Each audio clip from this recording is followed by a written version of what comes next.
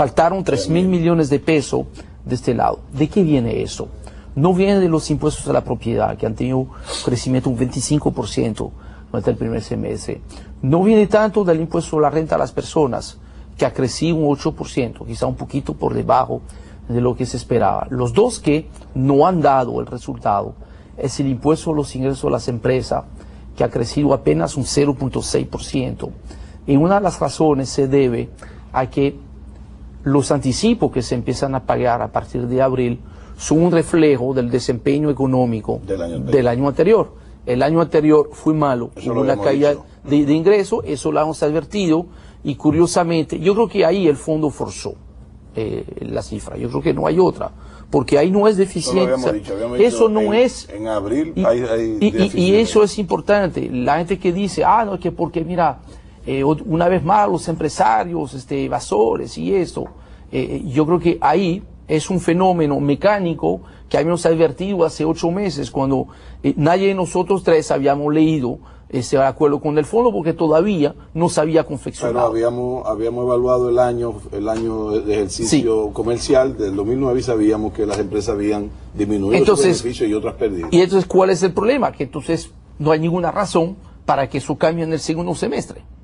Inclusive, más difícil porque, como tú lo dijiste, el crecimiento va a ser menos acelerado en la segunda mitad del año, y además nos vamos a comparar con el segundo semestre, que había sido mejor el año pasado que el primer semestre. Entonces no va a haber un crecimiento tan grande. Del lado de otros impuestos o los ingresos pasa lo mismo. Esos otros impuestos o los ingresos caían un 27%.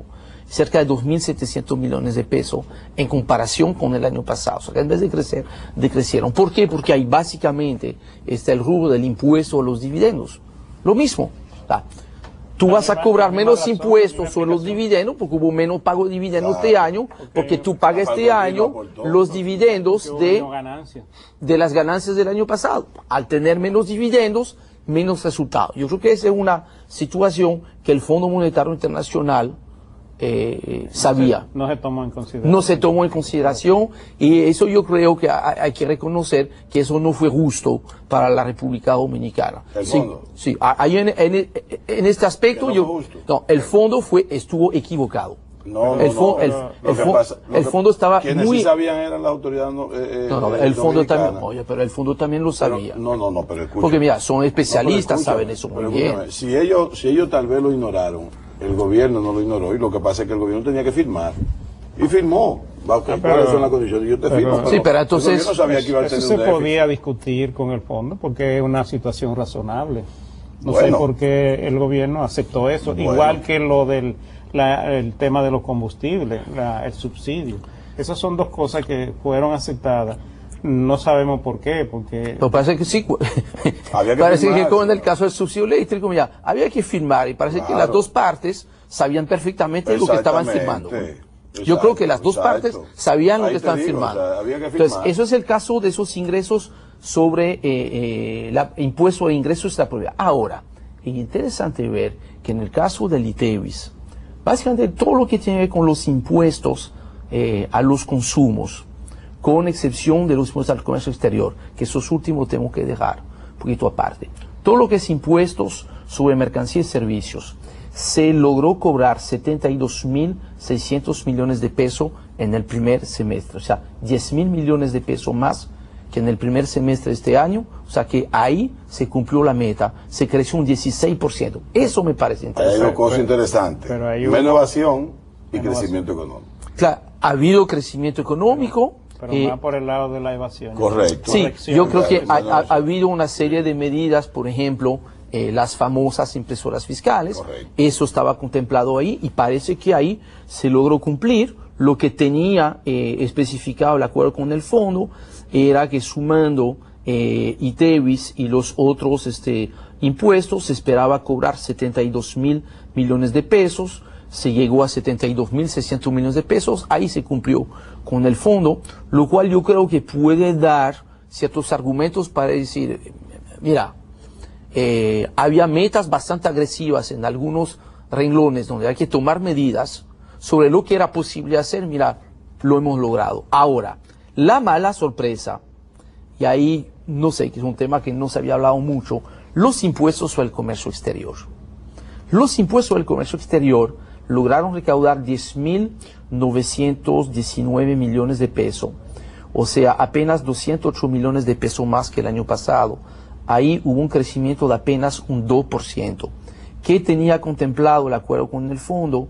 Que los impuestos al comercio exterior iban a recaudar 15.800 millones de pesos. O sea, que ahí, bueno, que sencillamente entendía que iba a haber un crecimiento efectivamente de las recaudaciones, un crecimiento del tipo de cambio y un crecimiento fuerte de las importaciones, que de hecho hubo un crecimiento de las importaciones en cerca de un 30%. Entonces, ahí obviamente es un tema que ha sorprendido un poquito.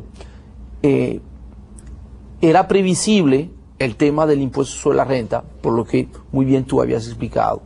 Ahora, en el caso de los impuestos al comercio exterior, llama la atención de que ha habido tan poco crecimiento, al haber tanto crecimiento de las importaciones. Ahí estamos hablando de que en vez de tener un crecimiento normal, hubiese sido mínimamente 8 o 10%, ahí lo que hubo solamente un crecimiento del 2%. Ahí está uno de los rubros que ha penalizado mucho las recaudaciones. Mire, si se quiere, para el último cuarto de este programa, deberíamos, creo que incluso hasta le pediría yo a Luis que ampliara el tema. El gobierno dominicano tiene que abocarse para el año 2011 en disminuir la informalidad comercial y empresarial. Aquí no hay tanta evasión para el que ya está cotizando, el que ya está formal, porque ya hay mucho mecanismo de control sobre eso. Pero hay un 60% todavía de informalidad comercial y empresarial. Un 60%. O sea, si usted solamente está cotizando y está recaudando con el 40%, imagínese usted la potencialidad que tiene como Estado de recaudar, de tener ingresos fiscales cuando disminuya la informalidad. Volvemos en un ratito.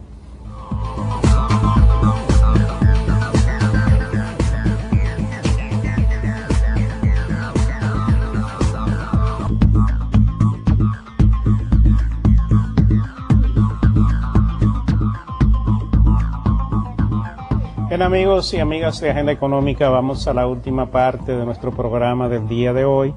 Hemos estado en Riebrar, Ezequiel Molina y quien les habla, Luis Núñez, conversando con ustedes acerca del tema del acuerdo con el Fondo Monetario Internacional, la situación que se ha creado, situación si se quiere, de una discusión que ha tenido el equipo económico del gobierno con esa misión para lo que sería la nueva carta de intenciones que se firmaría con este organismo luego de esta revisión. Ya ustedes habrán escuchado lo que hemos estado hablando acerca del tema de los ingresos, cómo estos se han comportado, qué variables han mejorado, cuáles se han quedado muy por debajo. Y también hemos hablado del tema de la indexación de los impuestos a los combustibles. Hemos estado analizando básicamente el tema de los ingresos, pero por el lado del gasto, y aquí también podemos entrar al tema de la informalidad que nos presenta o nos pide Ezequiel Molina.